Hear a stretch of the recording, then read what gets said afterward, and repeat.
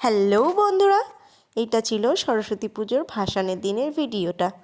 তো সেই জন্যই আমার মা ঠাকুরকে বরণ করে নিয়ে প্রসাদ খাইয়ে দিচ্ছিল আর আমি ভিডিও করে দিচ্ছিলাম।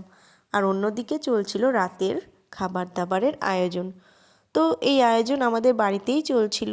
এখানে ভাত, ডাল, ডিমের কষা, পাঁপড় ভাজা সব কিছুই রান্নাবাড়ি চলছিল।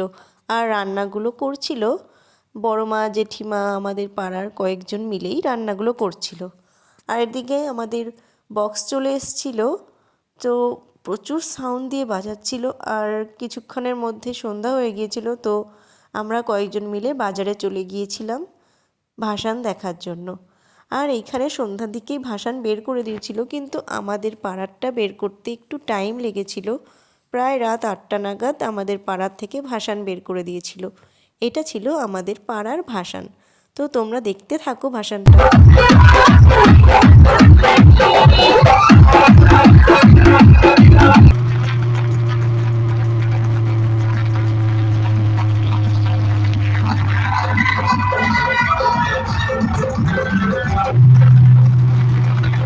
এইভাবেই নাচানাচি হুল্লোড়ের পর অনেকে বাড়ি চলে এসেছিলাম আর এসে নিয়ে ডিনার করেছিলাম। তো আজকের মতন ভিডিওটা এই পর্যন্তই থাকলো।